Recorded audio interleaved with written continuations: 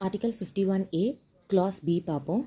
நம்ம தேசிய விடுதலை போராட்டத்திற்கு ஊக்குவிக்கிற வகையில் இருந்த சில குறிக்கோள்களை நம்ம பின்பற்றணும்னு சொல்கிறாங்க. கிளாஸ் சி பார்ப்போம்.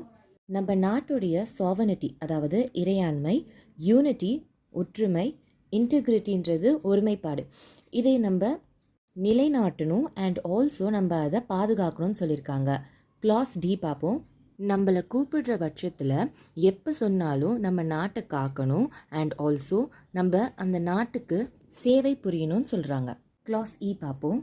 மதம், மொழி, வட்டாரம், வகுப்பு, இது எல்லாம் என்னதான் இருந்தாலும் மக்கள்கிட்ட வேறுபாடு இருந்தாலுமே இது எல்லாம் கடந்து நம்ம ஒற்றுமையாகவும் சகோதரத்துவத்தோடையும் நம்ம இருக்கணும், லைக் உடன் பிறந்தவர்கள் போல இருக்கணும் அப்படின்னு சொல்கிறாங்க. அண்ட் பெண்களோட மதிப்பும் மரியாதையும் இழிவுபடுத்துகிற மாதிரி இருக்கக்கூடிய பழக்கங்களை கைவிடணும்னு சொல்லியிருக்காங்க.